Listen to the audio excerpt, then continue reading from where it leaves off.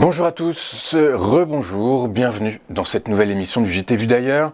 Chaque vendredi, on élargit le spectre sur Téléfinance et nous parlons d'actualité économique, sociale et culturelle. Et justement, comme d'habitude, on démarre cette émission avec notre focus sur l'actualité internationale via votre revue de presse issue du site www.vudailleurs.com.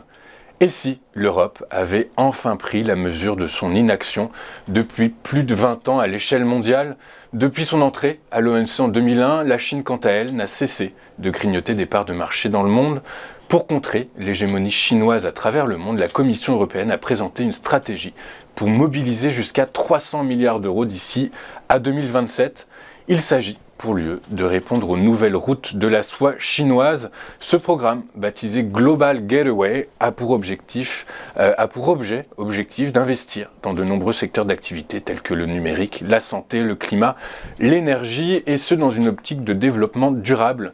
L'origine des fonds du Global Gateway proviendra des ressources propres de l'Union européenne, des 27 États membres, des institutions financières européennes et des institutions nationales de développement, ainsi que des investissements du secteur privé.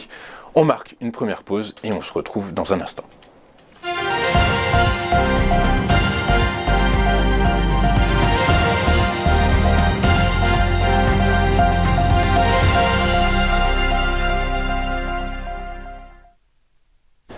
Comme annoncé, en France, nous sommes à un peu plus de 4 mois de l'élection présidentielle.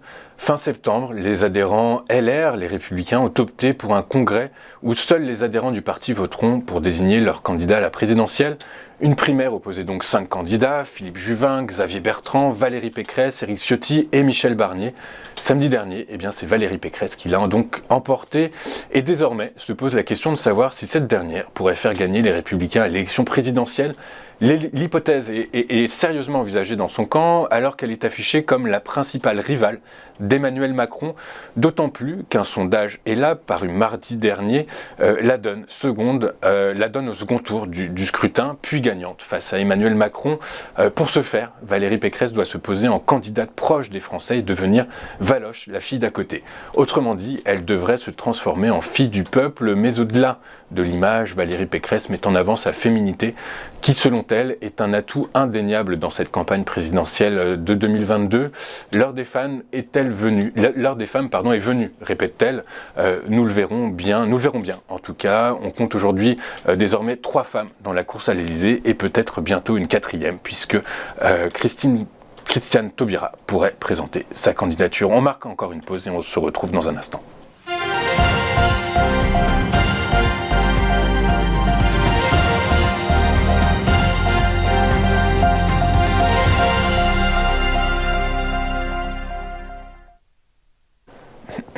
On reste en France, où l'association L214, dont la raison de vivre est la protection du bien-être animal, a fait l'objet d'une condamnation en première instance.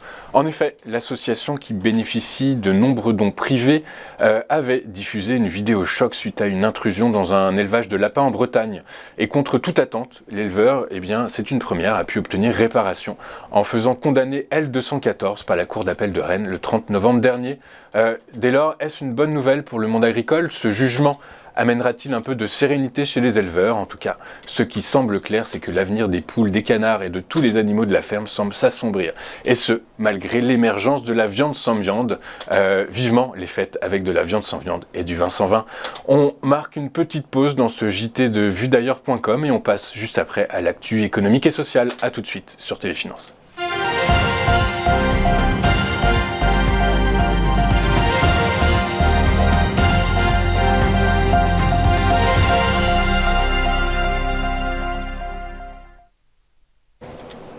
Merci de rester fidèle au JT Vu d'ailleurs. Avant de refermer cette émission, nous allons aborder le thème de l'intelligence artificielle et de la garantie humaine. Et j'ai donc le plaisir d'accueillir sur ce plateau Monsieur David Gruson. Bonjour, Monsieur Gruson. Bonjour, merci de votre invitation. Je vous en prie. Vous êtes ancien élève de l'École nationale d'administration, de l'École des hautes études en santé publique, et par ailleurs, vous êtes fondateur vous êtes fondateur de l'initiative académique et citoyenne Éthique IA, qui vise au déploiement d'outils de régulation positive, du déploiement de l'intelligence artificielle et de la robotisation en santé. C'est bien ça. C'est bien ça. Vous êtes également écrivain, puisque vous avez notamment publié Sarah, une intelligence artificielle, premier polar bioéthique sur l'intelligence artificielle en santé, paru en juin 2018 aux éditions Beta Publisher. Il y a un second tome qui est sorti en juin 2020. C'est bien ça? Oui, au mois de mars en fait. Au mois de mars, du coup. Et c'est un livre qui vous a valu donc d'être primé par le jury vu d'ailleurs, un jury qui se réunira en juin 2022 pour décerner ce prix-là. Très rapidement, est-ce qu'on peut considérer que ce livre est prophétique en quelque sorte? D'abord, merci de votre invitation. Et donc, effectivement, le livre a été présélectionné. Et avec mais tous mes remerciements au jury vu d'ailleurs. Et merci à Guy Mamoumani, à Cédric Leboussi de leur engagement pour porter ces thèmes. Livre prophétique, ça, la presse l'a dit, je n'utiliserai pas ce qualificatif. En fait, il y a effectivement une résonance forte entre le thème du livre, qui est en fait comment est-ce qu'on peut aborder à la fois l'usage et les enjeux éthiques du recours à l'intelligence artificielle en contexte épidémique. D'accord. Okay. En fait, on peut parler de livre d'anticipation, mais en même temps pas complètement, puisque ce qui m'a amené à écrire ce livre est tout à fait circonstanciel. On avait j'étais à l'époque directeur général du CHU de La Réunion, à gérer avec les équipes du CHU une suspicion de cas d'Ebola très compliquée. Là, on était fin 2014. Okay. Ça fait une vingtaine d'années que je travaille sur l'IA, l'algorithmique et le numérique appliqué à la santé. Et donc l'idée m'est venue comme ça. Est-ce que finalement ce que j'avais vécu, ce point de pression à la fois médicale, mais aussi peut-être surtout médiatique, politique, qu'est-ce que ça donne si on le transpose en imaginant que l'IA puisse gérer la crise. À l'époque, c'était de la science-fiction. Et aujourd'hui, ça s'avère être de la réalité avec le Covid. On est dans le réel, malheureusement. On est dans le réel, et c'est un réel qui nous amène évidemment à rendre hommage aux professionnels qui font face sur le terrain à cette épidémie, et puis aussi à constater qu'on est déjà en fait dans le monde de Sarah.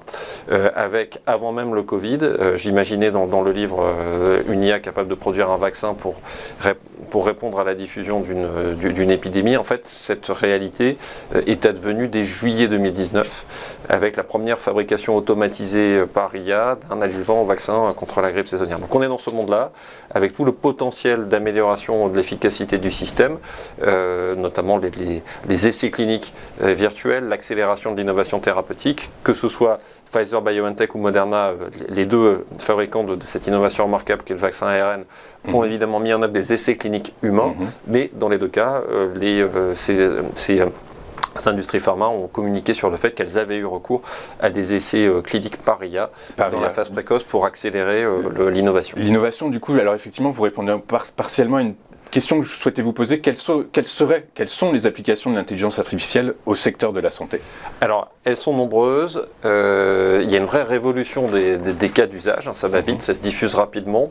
C'est un mouvement de diffusion qui n'est pourtant pas homogène. Vous avez des domaines qui avancent plus vite que d'autres et des applications qui sont plus opérationnelles que d'autres. D'accord, lesquelles par exemple? Aujourd'hui, de très loin, ce qui reste le plus efficace, concret, c'est ce qu'on appelle la reconnaissance d'images par apprentissage machine.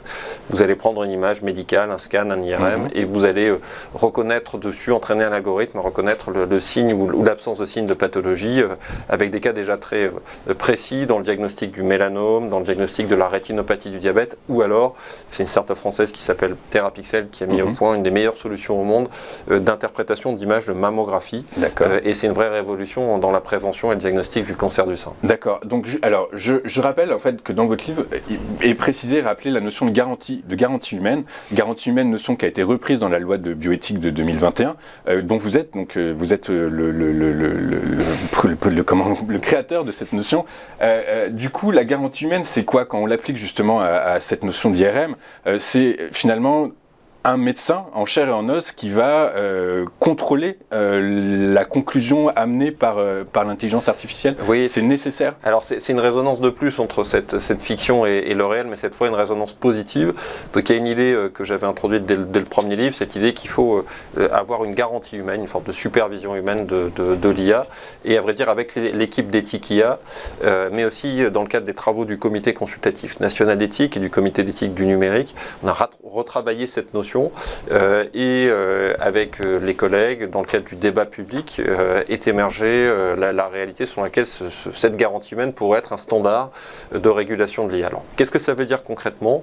Dans l'article 17 de la loi de bioéthique et dans l'article 14, c'est important, du futur projet de règlement européen sur l'intelligence artificielle. En fait, la garantie humaine, l'idée qu'il ne faut pas laisser l'IA tourner toute seule, pour résumer, elle s'exerce à deux niveaux. D'abord, vis-à-vis du patient, vis-à-vis du bénéficiaire final de l'IA, il va falloir l'informer de ce qu'il ait fait recours à une solution d'IA dans sa prise en charge. Extension du devoir d'information des professionnels de santé.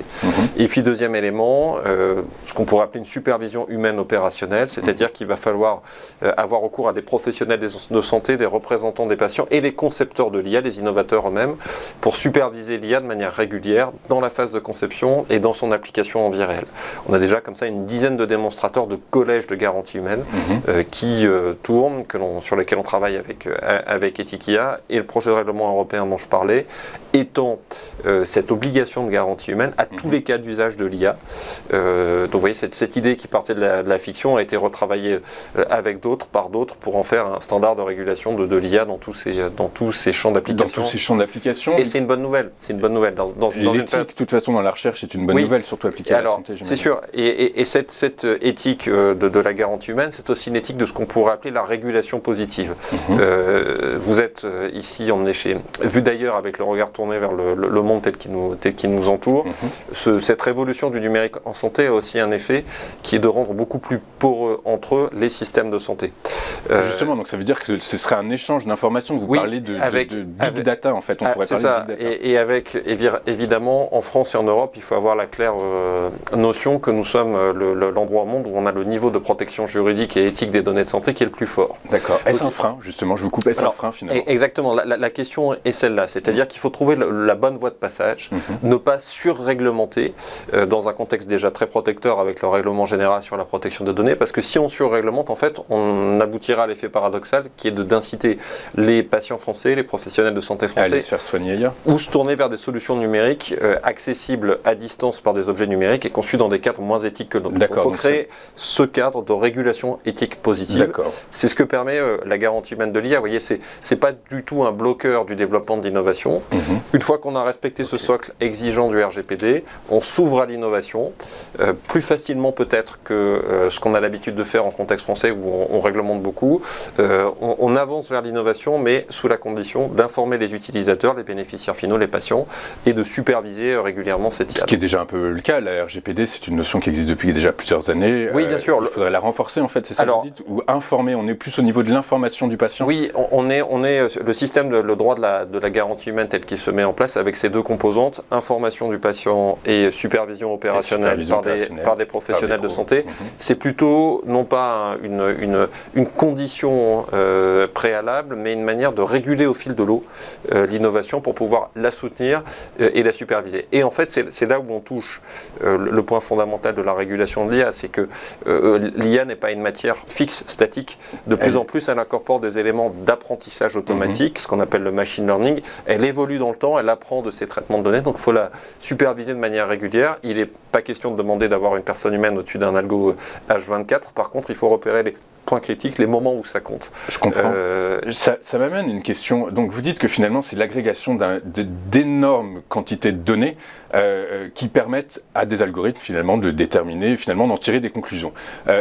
Ça pose, moi j'ai une question, finalement cette agrégation de données, donc qui comprend l'individu dans sa globalité, prend-il en compte le pluralisme culturel de nos sociétés, finalement?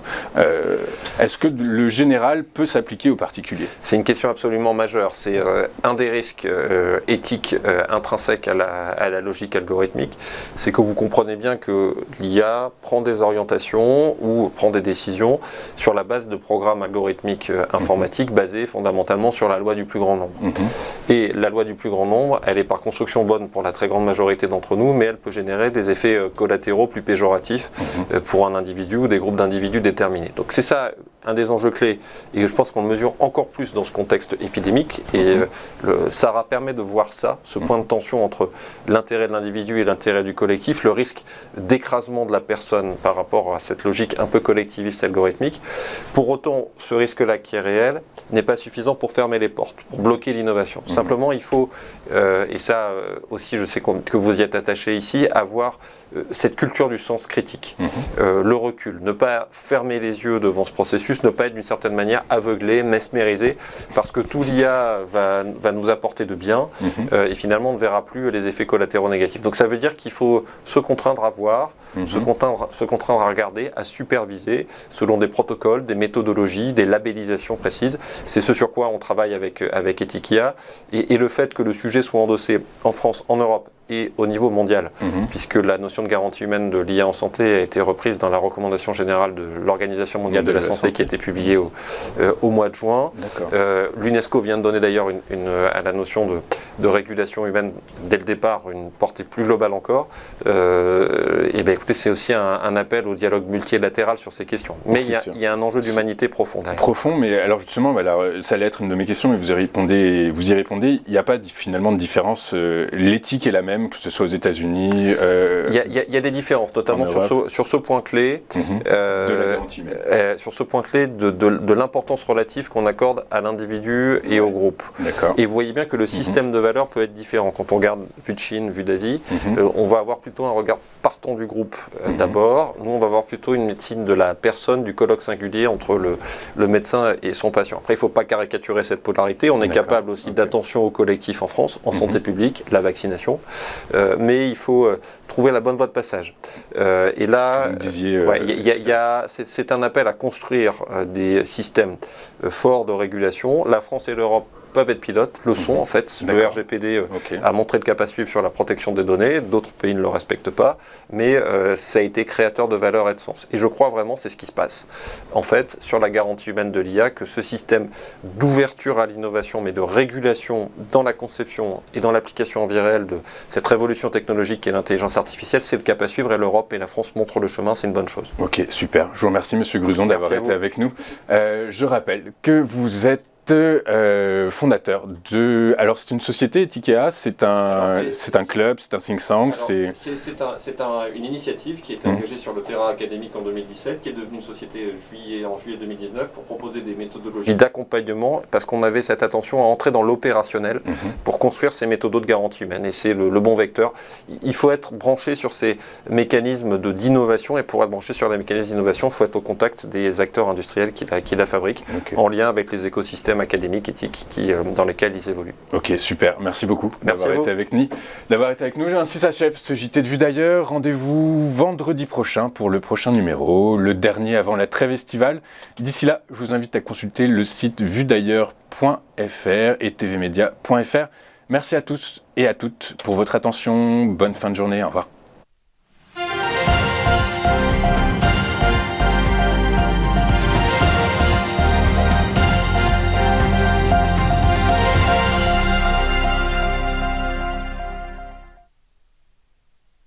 Bonjour à tous et bienvenue dans notre émission Entreprise et Innovation, votre rendez-vous innovation, développement économique et enjeux du digital sur TV Finance. Tous les jours, TV Finance met en lumière une société, un projet, des hommes et des femmes qui font l'entreprise d'aujourd'hui et de demain dans un monde en perpétuelle évolution.